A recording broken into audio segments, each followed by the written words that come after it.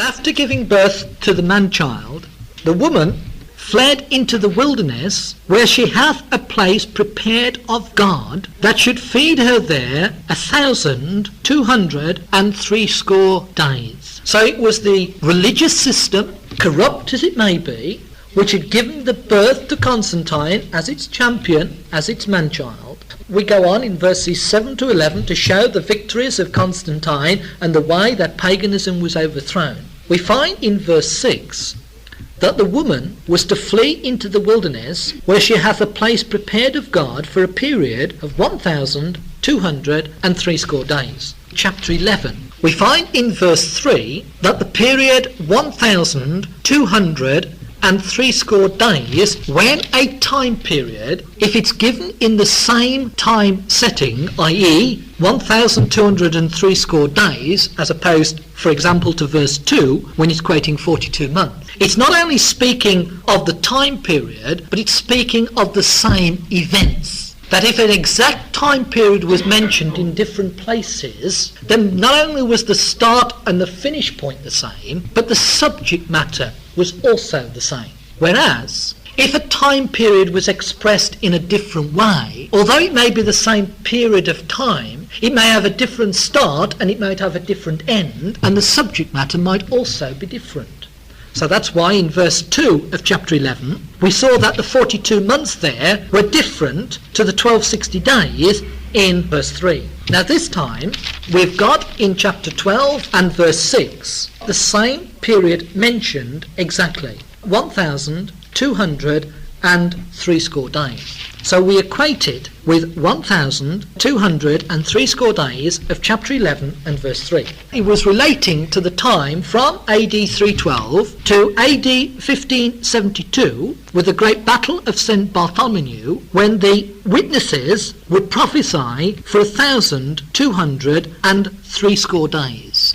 And these were to witness against the power which was persecuting. Let's just read the opening verses. There was given unto me a reed like unto a rod, and the angel stood, saying, Rise and measure the temple of God, and the altar, and them that worship therein. But the court which is without the temple leave out, and measure it not, for it is given unto the Gentiles. And the holy city shall they tread under foot 42 months. And I will give power unto my 2 witnesses, and they shall prophesy 1,260 days, clothed in sackcloth. At that time it was the witness against the uprise of the papal system, the false church, which obviously was the persecutor of the truth. The 2 witnesses were equated with the earth and the woman of chapter 12 and verse 16.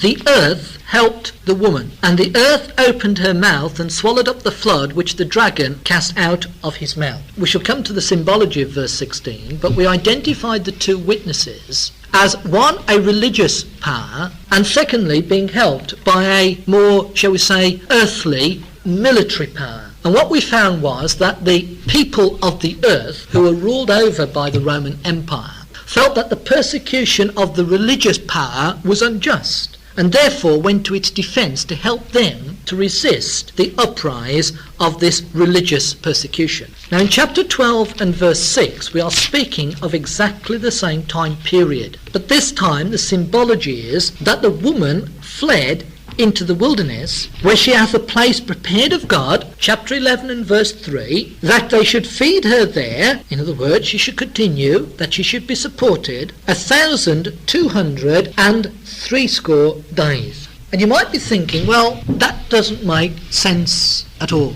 If the woman was a religious situation, not the truth, it was Christian based. And this Christian power, termed the woman, gave birth to Constantine, who was the champion of its cause, and it brought the relief for the woman. Why should it be necessary, therefore, for the woman to flee in the wilderness so she could be continuing there, fed of God, for 1,260 days, so she could witness against the very power she had brought to birth? And it seems on first reading to make nonsense of the situation. What we find in our history books is identical to the symbology we've got here in chapter 12. Because immediately taking over, as it were, as the champion of the Christian cause, Constantine was involved in what became known as the African controversy. an argument arose on a religious matter. And some were supporting one cause, and others were obviously opposing that and supporting another cause. And Constantine had to make the choice as to which one got his authority. And therefore he made a decision. And he supported, which obviously we come now today as the Catholics, he supported the one sector of his community at that time. And this great African controversy split the ecclesiastical system of the day. And because Constantine had now issued a decree that that one was right and the others were wrong, he issued another edict which said that unless the adherents were 100% behind the dogma and the thing which he had given his name to, then they were heretics. They were to be ostracized. They were to be persecuted. This African controversy came to a head very quickly, which caused Constantine to take sides. And everybody who obviously didn't support what he determined was classed as a heretic. And he established these dogmas as the basis of the church which he was the champion of. And if anybody didn't agree, then they were going to be as brutally persecuted as they were when paganism was in power. And that's exactly what happened. And from the very early days, the woman, i.e. the ecclesiastical system, had to flee into not only the political wilderness, but it had to flee into the extremities of the Roman Empire to avoid this terrible persecution which Constantine, who had come to power with their help, was now bringing upon them, because he supported one section of the church rather than another. And it was the other section which obviously opposed what he'd said, which opposed his doctrines, which opposed the things which he is now saying was the state church, and therefore were the witnesses of chapter 11 and verse 3, who have obviously witnessed against him for the period of 1260 days until finally they got their way. And of course it was the Catholic Church which overthrew the Protestant power and obviously for a time anyway was supreme once again. But that's exactly what we've got in verse 6 of chapter 12. Verse 12 says, "Therefore rejoice, ye heavens, and ye that dwell in them. Woe to the inhabitants of the earth and the sea, for the devil is come down unto you, having great wrath, because he knoweth that he hath but a short time. And when the dragon saw that he was cast unto the earth, he persecuted the woman which brought forth the man-child." We can understand verse 12 quite easily. The ones who had ascended now to the political power were rejoicing. Those who were supportive of Constantine, who accepted his dogmas and his decrees, were obviously rejoicing to those of the peoples, nations, kingdom and tongues which comprised the earth and the sea of the ruled inhabitants of the day. The devil is come down unto you having great wrath, because he knoweth that he hath but a short time. And then in verse 13, "And when the dragon saw that he was cast unto the earth, he persecuted the woman which brought forth the man-child." Now, take your thoughts back to verse 9. The dragon was cast out unto the earth, and his angels were cast out with him.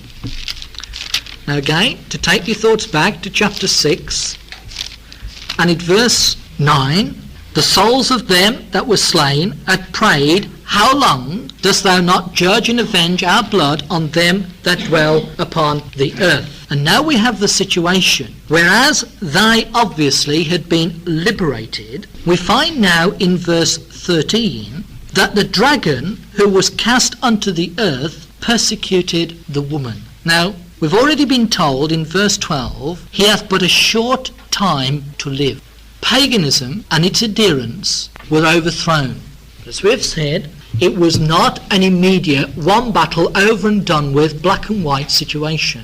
It took a period of time. And during the period of time, because he knew that he'd only got a short space, there was this persecution of the woman which brought forth the man-child. But you'll notice in verse 14, the woman was given 2 wings of a great eagle, that she might fly into the wilderness, into her place, where she is nourished for a time, times, and half a time, from the face of the serpent. And the serpent cast out of his mouth water as a flood, that he might cause her to be carried away of the flood. Now the symbology here we have covered, but we'll go through it so you'll understand what it's saying. Now, first of all, can I take you back to Deuteronomy 28, verse 49?